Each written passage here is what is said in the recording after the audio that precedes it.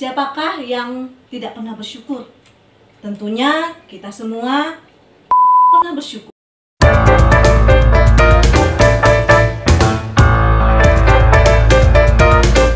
Shalom, selamat pagi adik-adik. Mari kita sama-sama belajar firman Tuhan.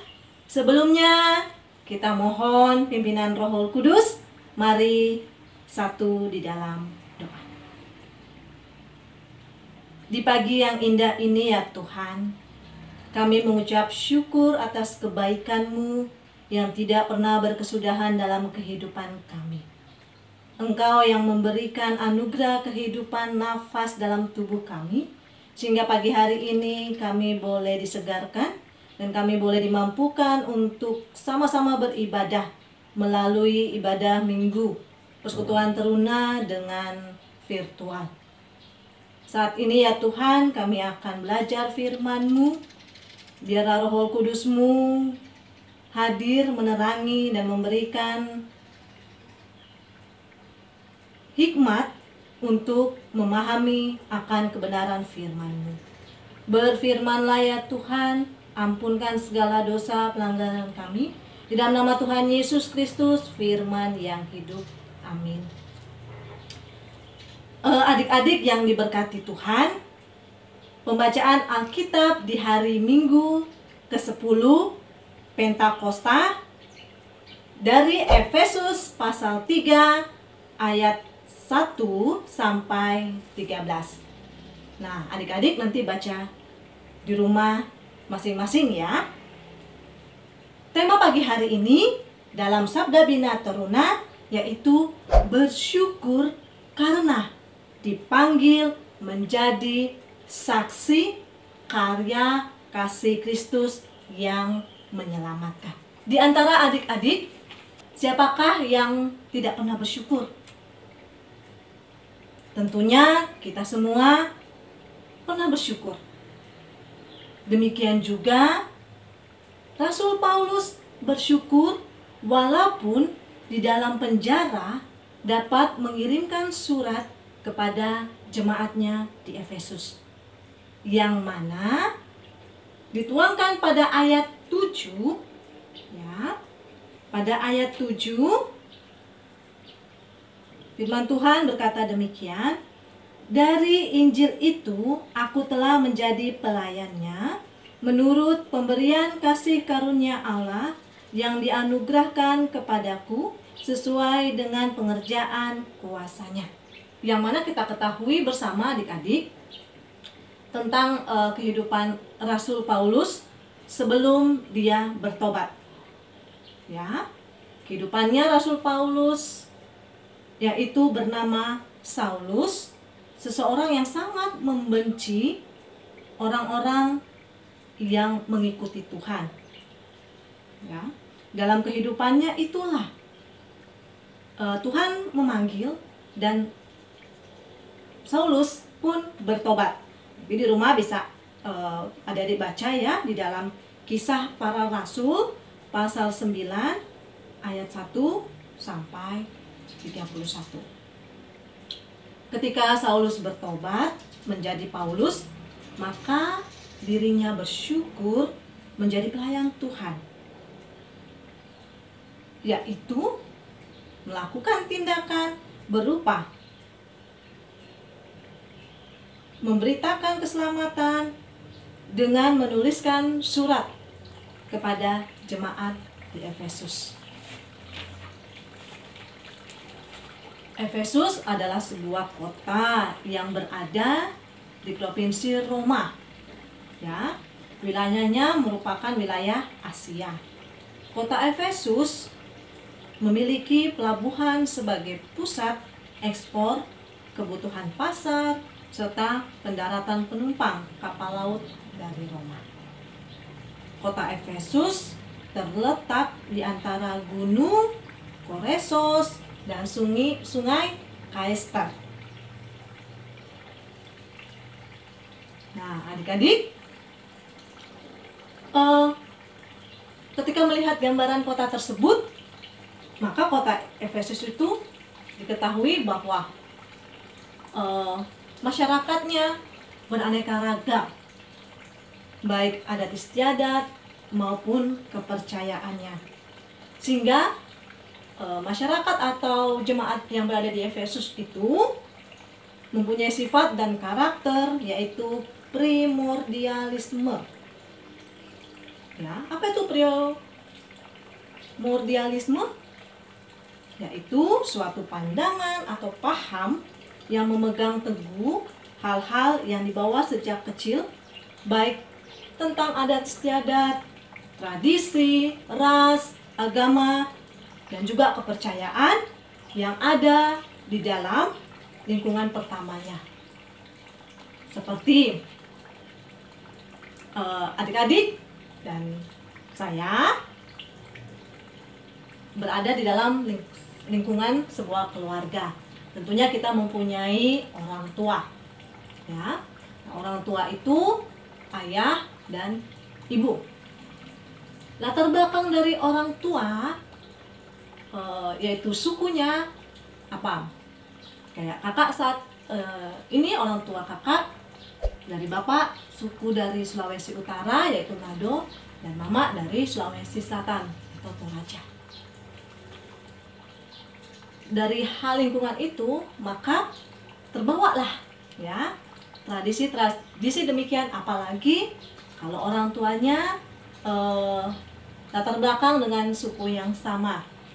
Tentunya sangat erat sekali hubungannya dengan adat istiadat yang dibawa oleh orang tua. Namun ketika berada di luar ataupun seperti kakak berbeda suku, bapak dan mama, maka juga menerima masukan-masukan, pikiran-pikiran yang baru.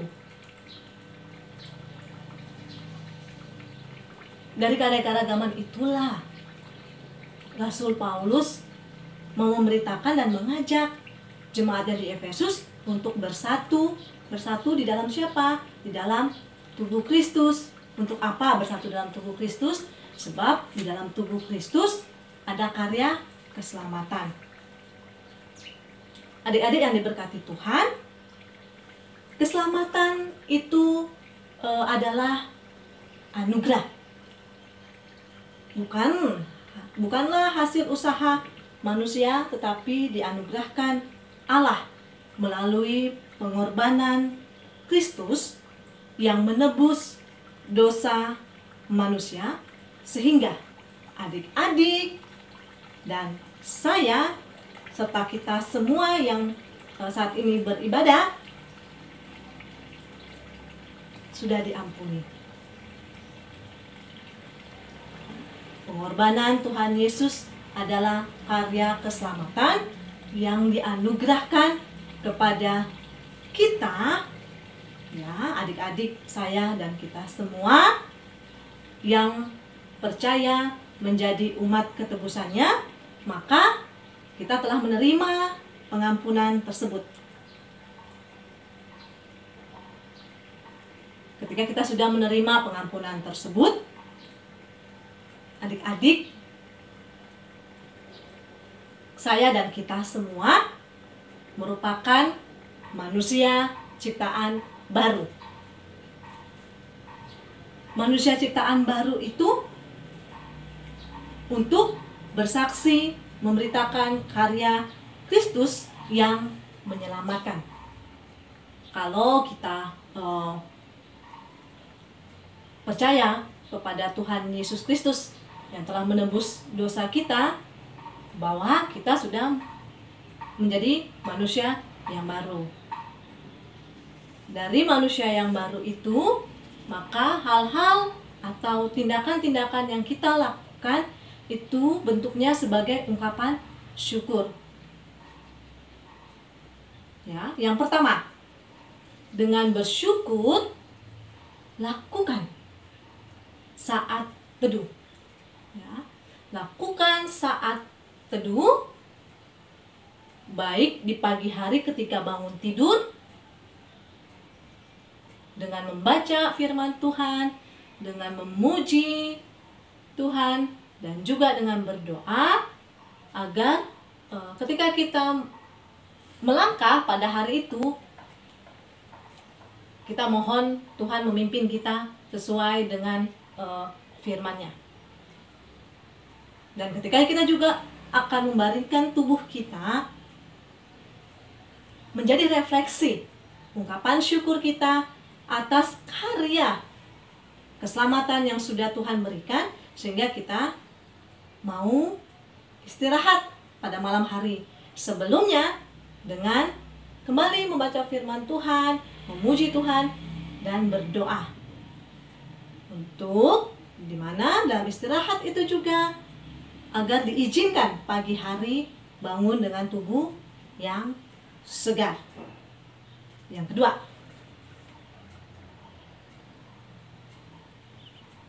adik-adik, kakak, dan kita semua yang Tuhan sudah anugerahkan untuk menikmati ya harumnya bunga, indahnya ciptaan Tuhan, ya, kicauan burung yang sangat merdu.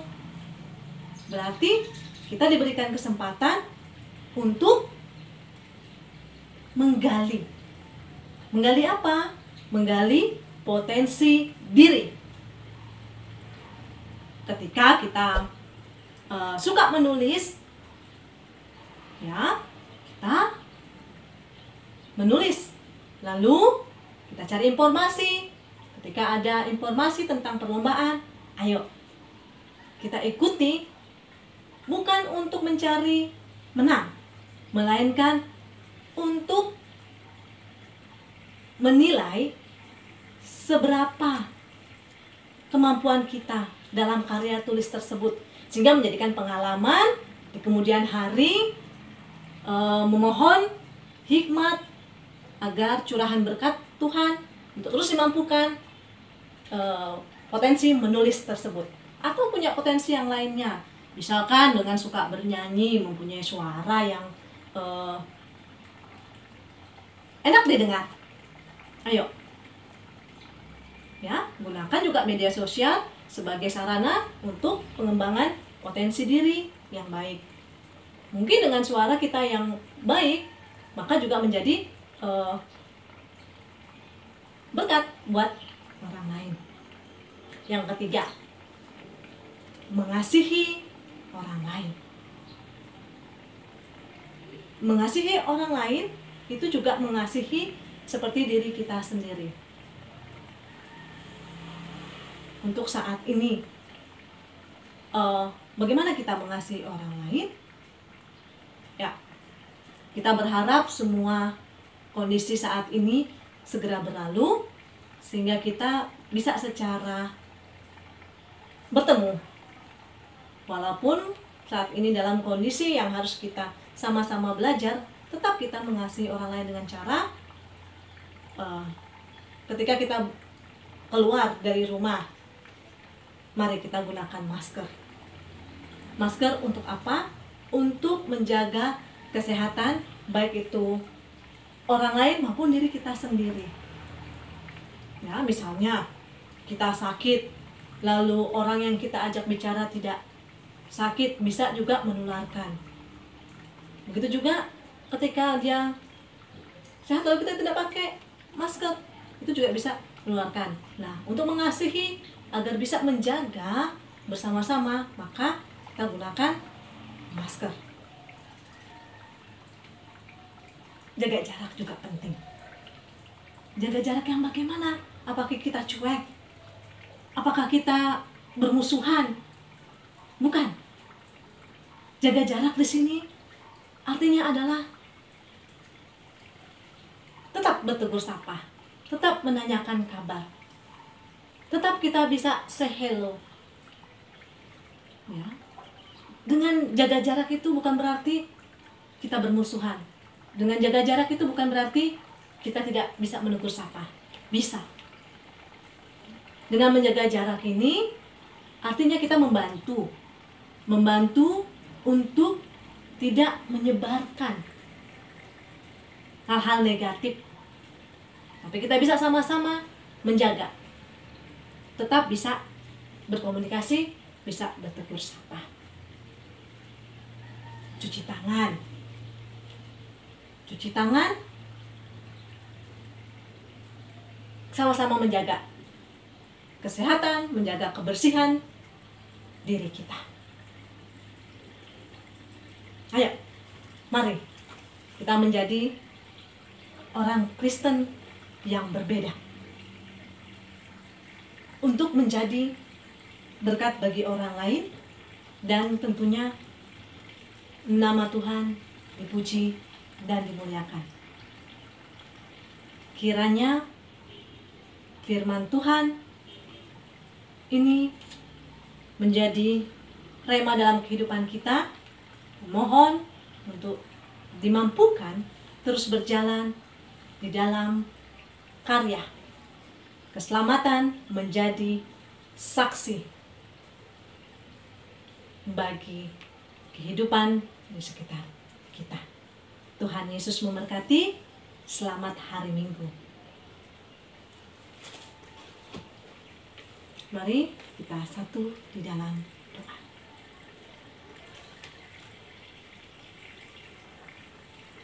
Kami bersyukur ya Tuhan, ketika kami boleh berada di tengah-tengah kehidupan, baik bersama orang tua kami maupun bersama sanak saudara kami, yang Tuhan telah ciptakan menjadi manusia yang baru, boleh berdampak yang baik bagi kehidupan orang di sekitar kami. Tuntun dan mampukan kami untuk terus senantiasa menjadi saksi kasih Tuhan Yesus Kristus dalam keselamatan. Terpujilah Engkau ya Tuhan, Bapa yang bertata dalam kerajaan surga. Berkati juga buat kami semuanya, khususnya yang sama-sama beribadah pada pagi hari ini.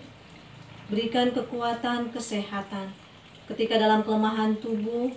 Mari ya Tuhan Engkau jamah, sehingga boleh kembali sehat pulih dan boleh berkarya kembali.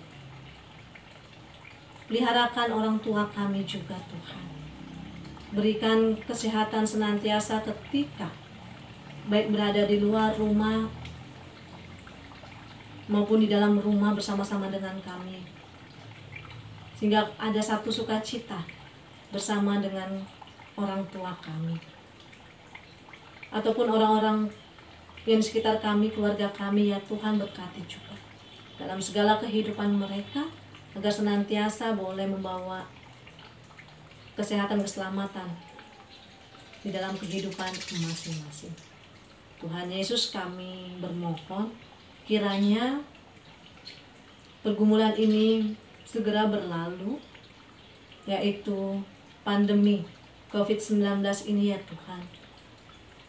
Ketika Tuhan boleh mengizinkan kami boleh berkumpul dalam persekutuan bersama, baik dalam persekutuan ibadah di gereja maupun persekutuan ibadah keluarga dan persekutuan pelayanan kategorial, baik PA, PT, PKB, PKP, dan PKLU. Dalam ungkapan syukur kami boleh bertemu kembali ya Tuhan. Kiranya semuanya itu boleh kami dapat berjumpa kembali dengan penuh sukacita atas karya keselamatan yang Tuhan anugerahkan. Terima kasih ya Tuhan Yesus. Firman-Mu baru saja kami belajar. Biarlah firman-Mu juga senantiasa menjadi rema dalam kehidupan kami, nyanyian bagi kehidupan kami, dan senantiasa kami boleh bawa dalam setiap perkataan, perbuatan, dan tindakan. Terima kasih ya Tuhan Yesus. Teruslah berkarya dalam kehidupan kami, tuntun kami, mampukan kami untuk menjadi manusia ciptaan baru dan anak-anak terang-Mu menjadi saksi. Ampunkan segala dosa pelanggaran kami. Di dalam nama Tuhan Yesus Kristus, Tuhan dan Juru Selamat kami yang hidup. Amin. Selamat pagi, Tuhan memberkati.